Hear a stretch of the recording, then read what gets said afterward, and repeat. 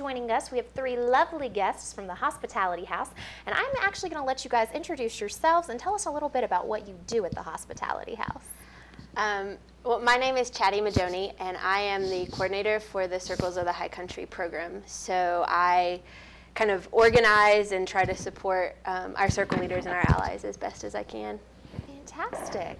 My name's Fred Brown. I'm one of the circle leaders, one of the first graduates of Watauga Circles program, and this is my ally. I'm Susan Jones. I'm with Blue Ridge Electric, and I'm an ally in the Circles program also. Wonderful. So talk with us a little bit about this program, Circles of the High Country. What is it all about? Well, Circles is actually a national initiative. There are 74 sites nationwide. We started the High Country initiative around February of last year, so we've got almost a year going now. And basically what it does is it takes people who are looking to improve their lives to find a little bit more stability, whether financially, emotionally, you know, all those different areas that we're all looking for stability in. And we take them through a training course that helps them, you know, set goals, learn how to reach those goals, learn how to get ahead. And then we partner them with volunteers from the community that can kind of be their social capital and help them reach those goals. Fantastic. So this hasn't been around too long here in the High Country, about a year you were saying. Yeah, it's a new program for us. We've had one group of graduates. Fred is part of that first group, and we just started our second group going through the training program. Wonderful. So what is it that led you guys to start this program here? Susan, why don't you answer that? I'm glad to. I heard about the writings of Bridges Out of Poverty and knew that we were onto something really different with that. And then in talking over that book with someone else, they said, have you ever heard of the Circles program? And of course I had not. They said, well, there's one in Wilkes, you ought to go and see about it. And so I did, and it was amazing, and I thought, you know, we've got to have this for our community.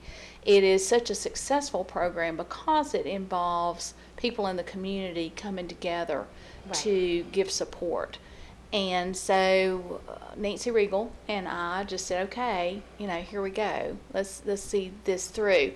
And so we just started talking to people about it, and the more you talk about what goes on with this, the more the light bulb goes off and people say, this makes sense. Because we don't want to just keep pulling people out of the water. Mm-hmm. We want to find out why they're falling in the water upstream. Right. And that's what we do. You know, the Circles program examines why people are in poverty. There's a lot of different reasons.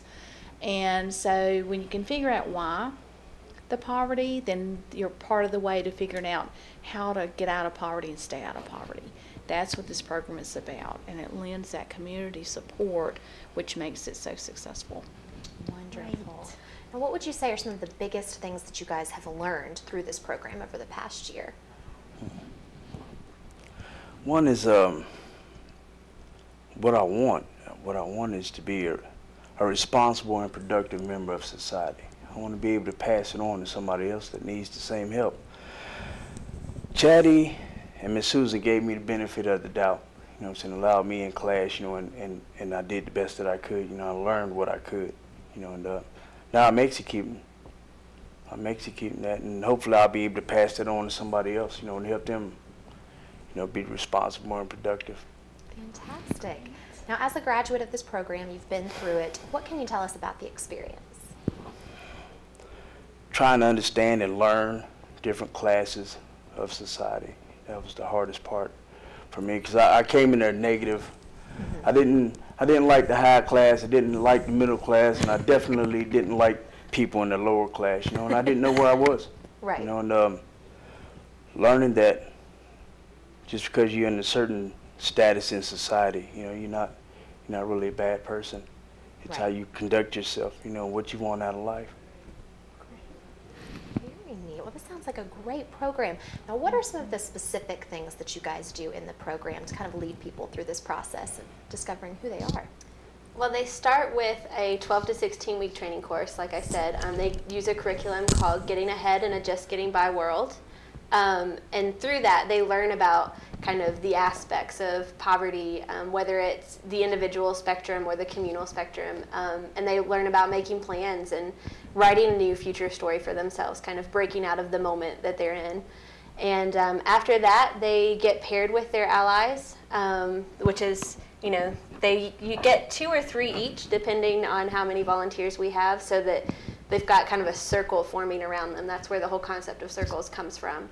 And then they continue to meet weekly. So we meet every week on Thursday nights, and we bring in different people who can help give them the information and the resources that they need to reach that stability. So whether it's somebody to come in and talk about filing taxes, or somebody to come in and talk about new health plans or going back to school, basically our job is just to kind of surround them with what they need and what they say that they need to get out of the situation that they're in and to get a better life. Fantastic. Now, Susan, as an ally, what can you tell us about that role in this program? Well, I get to get in on the fun part. Chatty and Fred went through the 12 to 15 weeks, I've forgotten exactly how many it was, of really examination and tears and pushing and pulling, and you know, and it's hard work. It's very hard work. At the end of that process, there's a plan. And so I get to join in the fun part, which is to take that plan and take it a piece at a time and say, okay, what piece, Fred, do you think we ought to tackle first? Right. And we pick a piece, and the 2 or 3 allies and the circle leader get together and say, okay, you know, what would make us successful with this? And a lot of times the community members might have some contacts, might have some people they know, some agencies or some companies or something like that that fit right in with what that little piece of the pie is about. And that's what is important, is to get that. We're not handing out money to people, we're handing them up to resources. Right. And that's hugely different. And when you take 12 to 15 people, it's very manageable. And it's about a 3-year process. Wow. So it's quite a commitment on everybody's part, Yeah, right, yes, Fred? yes, ma'am. So, you know, we've got time to work it through, because you don't get to a different place sometimes quickly. It takes a lot of work, and it takes a lot of doing. Absolutely.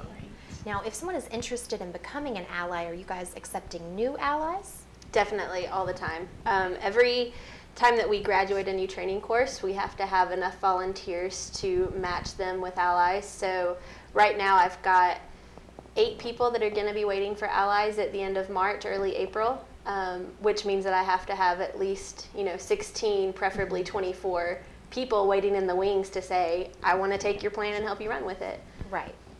And so what's the process of becoming an ally? The first thing would be just to come in, get to know the program. They can meet with me. I'm at the Hospitality House 5 days a week. And then we do a few different training courses. We'll do a Bridges Out of Poverty workshop. We'll talk about resources.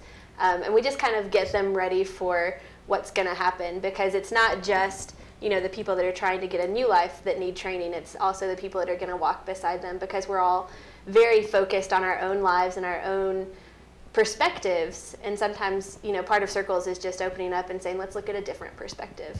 Right. Now, as far as actually participating in the program and going through and becoming a graduate, how do you kind of decide who gets to go through the program? Is it anyone who has an interest?